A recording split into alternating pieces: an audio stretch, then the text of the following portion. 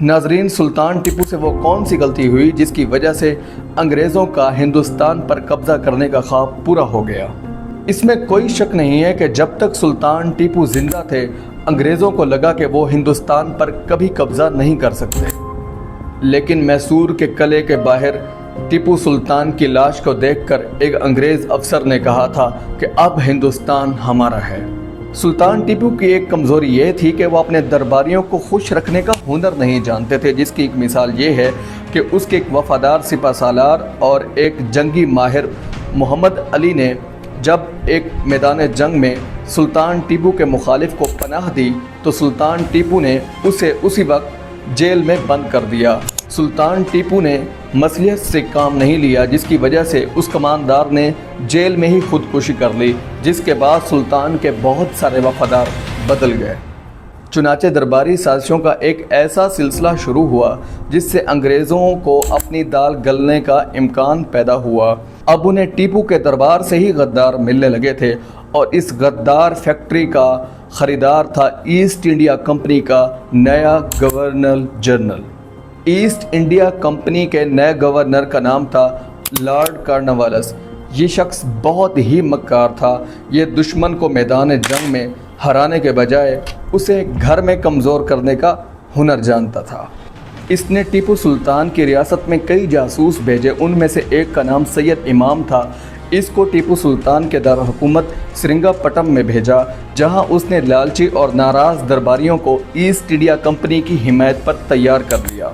لیکن یہ سازش بر وقت پکڑی گئی اور سلطان ٹیپو نے ان سب کو سزائے موت سنا دی، لیکن پھر بھی غداروں کی پروڈکشن کم نہیں ہوئی بلکہ اس کا دن بدن اضافہ ہوتا چلا گیا۔ لارڈ کارنوالیس سلطان کے درباریوں کو خریدنے کے باوجود سلطان ٹیپو سے میدان جنگ میں لڑنے سے ڈرتا تھا، اس لیے اس نے پچھلی لڑائی میں اپنی شکست تسلیم کرتے ہوئے جو صلح کا معاہدہ کیا تھا وہ توڑ کر میسور پر چڑھائی کر دی۔ اس نے میسور کے پہلے اہم شہر بنگلور پر قبضہ کر لیا۔ جب سلطان ٹیپو کو پتہ چلا تو اس نے جوابی کارروائی کے نتیجے میں لارڈ کارنوالیس کو گھیر لیا، لیکن اپنے ہی موجود غداروں نے حملے کی تفصیلات جا کر لارڈ کارنوالیس کو دے دی، جس کی وجہ سے وہ بچنے میں کامیاب ہو گیا۔ وہ غلطی یہ تھی کہ ایک شکست خوردہ اور بھاگتی ہوئی انگریز کی فوج کا پیچھا کرنے اور اس کو مکمل طور پر تباہ کرنے کے بجائے اسے جانے کا موقع دے دیا، جس کا خمیازہ پہلے میسور اور اس کے بعد پورے ہندوستان نے بھگتا۔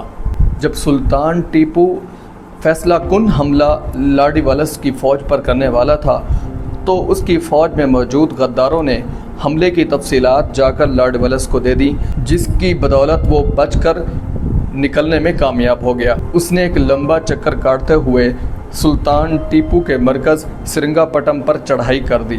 وہ ابھی سرنگا پٹم سے 15 کلومیٹر دور ہی تھا کہ اس کی فوج تھک چکی تھی اور وہ ہار مان چکا تھا، حتیٰ کہ سلطان ٹیپو کے چھاپہ مار دستوں نے اس کی سپلائی لائن بھی کاٹ دی تھی، اور کارنوالیس کے دو بڑے اتحادی مرہٹے اور نظام، انہوں نے وعدہ کیا تھا کہ وہ اس کی مدد کرنے کو پہنچیں گے، لیکن وہ بھی اس وقت تک نہیں پہنچے تھے۔ یوں کارنوالیس سرنگا پٹم کے محاصرے میں ناکام رہا اور اس کے فوجی تھکن اور بیماری اور بھوک کی وجہ سے مرنے لگے تھے۔ چنانچہ کارنوالیس مزید لڑائی کا ارادہ ترک کر کے اپنی جان بچا کر بنگلور کی طرف بھاگ نکلا۔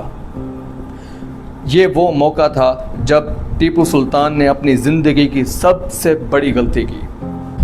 وہ غلطی یہ تھی کہ ایک شکست خوردہ اور بھاگتی ہوئی انگریز کی فوج کا پیچھا کرنے اور اس کو مکمل طور پر تباہ کرنے کے بجائے اسے جانے کا موقع دے دیا، جس کا خمیازہ پہلے میسور اور اس کے بعد پورے ہندوستان نے بھگتا۔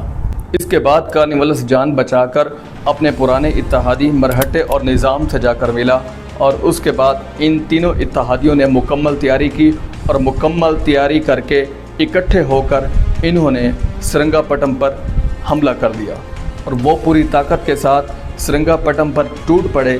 تب سلطان ٹیپو کو یہ احساس ہوا کہ اس نے کارنوالیس کو بھاگ جانے کا موقع دے کر بہت بڑی غلطی کی ہے، لیکن اب پچھتاوے کا کوئی فائدہ نہیں تھا۔